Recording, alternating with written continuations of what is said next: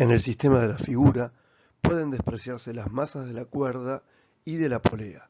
Es decir, nos están diciendo que las cuerdas y la polea no son cuerpos que intervienen en nuestro problema, sino la matemática se nos iba a complicar un poco más.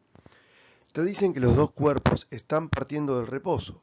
Si la cuerda es inextensible y no presenta rozamiento con la polea, ambos cuerpos van a tener la misma velocidad, la misma aceleración y el mismo desplazamiento. El problema continúa diciéndonos que el sistema parte del reposo y que el bloque 2, cuya masa es de 6 kilogramos, tarda 2 segundos en llegar al piso. No tiene velocidad constante.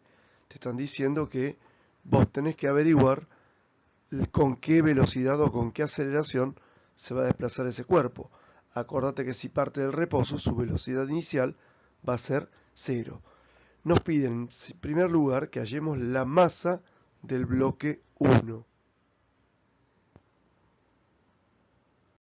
En este tipo de problemas nos conviene siempre tomar una suerte de sistema de referencia y poner un sentido. Todo lo que apunte en el sentido de la flecha lila curva lo vamos a considerar como positivo. Esta elección es netamente arbitraria.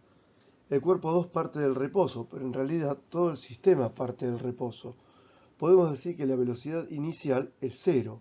Velocidad inicial para todo el sistema es 0, pero vamos a tomar como referencia al sistema del cuerpo 2. Vamos a tomar como cuerpo de referencia para poder hacer las cuentas. En segundo lugar, vamos a tener que delta X, en este caso, podemos llamar que es 4 metros. Se desplaza 4 metros con una velocidad inicial 0. Entonces la idea es que averiguemos con qué aceleración tiene para después poder averiguar el tema de las fuerzas. Es un problema de dinámica.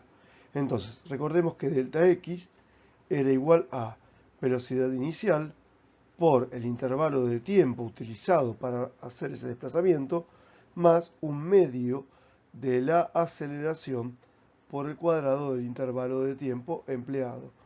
A vos te dicen que recorre 4 metros en 2 segundos. Vamos a reemplazar 4 metros. La velocidad inicial es 0 porque parte del reposo, con lo cual esto se hace 0 directamente, esto se hace 0, y acá tenemos un medio de aceleración por 2 segundos, todo esto elevado al cuadrado, con lo cual 2 segundos elevados al cuadrado me van a quedar 4 segundos al cuadrado. Esto me van a quedar finalmente 2 segundos al cuadrado. Si dividiendo, nos va a terminar quedando que la aceleración va a ser igual a 2 metros por segundo al cuadrado. Por si te perdiste con el despeje anterior, fíjate lo siguiente. Delta X es igual a 4 metros. Esto es igual a un medio de la aceleración por delta t al cuadrado. Delta t es 2 segundos, esto elevado al cuadrado. Entonces, yo te hice las cuentas, pero por si te perdiste, lo volvemos a hacer paso a paso. 4 metros va a ser igual a un medio de la aceleración por 4 segundos al cuadrado. El cuadrado afecta tanto al 2 como a la unidad. Entonces, este 2 se va a terminar simplificando con este 4 y me va a quedar un 1 por aceleración por 2 segundos al cuadrado. Paso 2 segundos al cuadrado y me va a quedar 4 metros dividido 2 segundos al cuadrado va a ser igual a aceleración. Con lo cual la aceleración nos va a terminar quedando 2 metros por segundo al cuadrado. Ahora sí deberías estar en condiciones de entender lo que dijimos hace unos segundos. Como en todo problema de dinámica, ahora tenemos que plantear las ecuaciones y los cuerpos libres. Diagrama de cuerpo libre. Entonces, para el cuerpo 2, fíjate que hacia arriba lo tracciona o lo sostiene la tensión de la cuerda y hacia abajo el peso, su propio peso, o sea, masa 2 por el módulo de la gravedad, de la aceleración de la gravedad. Al cuerpo 1, hacia arriba lo impulsa la tensión y hacia abajo su propio peso, o sea, su peso que sería masa 1 por el módulo de gravedad. Pero acá tenemos que tener cuidado y mirar muy bien estos diagramas de cuerpo libre en función de esta flecha curva que hicimos como sistema de referencia. Todo lo que apunte en el sentido de esta flecha curva suma y todo lo que apunte en contra de esta flecha curva debe restar. Entonces, fíjate esto. Para el cuerpo número 1, fíjate que la tensión es positiva. Tensión menos masa 1 por módulo de la gravedad va a ser igual a la masa 1 por la aceleración que tengan los dos cuerpos. Esto sería para el cuerpo 1, miramos las flechas, ¿cierto? La tensión apunta hacia acá y el peso apunta hacia acá. Ahora, para el cuerpo 2 va a ser exactamente al revés. Lo que es positivo sería su peso. Su peso está apuntando en la dirección de esta flecha. Entonces tendríamos masa 2 por módulo de G menos la tensión es única, va a ser igual a masa 2 por aceleración. Recordemos que los dos cuerpos, al estar vinculados por una cuerda inextensible, tienen la misma velocidad y la misma aceleración. Nos quedan en este momento dos ecuaciones. Fíjate que la aceleración es dato, la masa 1 es dato y la masa 2 es la que nos están preguntando. La aceleración de la gravedad es dato y la tensión no la sabemos, pero mediante algún recurso matemático la vamos a poder quitar del medio, la vamos a poder eliminar.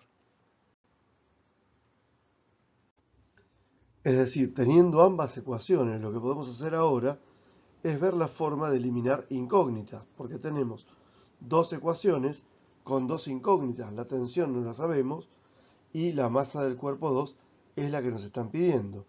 Si sumo dos igualdades, tenés que saber que esto se llama método de eliminación por sumas y restas, obtengo otra igualdad. Fíjate que la tensión acá está sumando y acá está restando. Entonces cuando sume estas dos igualdades, la tensión se me va a anular. Entonces voy a sumar las ecuaciones 1 y 2 en una única ecuación.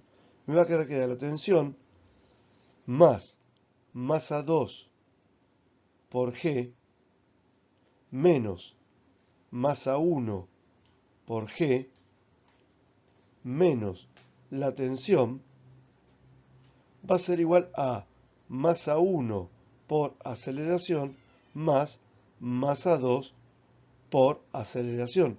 Sumé dos igualdades y obtengo otra igualdad. Ahora, en esta segunda igualdad, en esta tercera igualdad, la tensión acá está sumando y acá está restando, con lo cual la podemos cancelar. Y me queda una ecuación mucho más sencilla, que la vamos a escribir en otro color. Me queda que masa 2 por el módulo de la aceleración de la gravedad menos masa 1 por el módulo de la aceleración de la gravedad va a ser igual a masa 1 por aceleración más masa 2 por aceleración.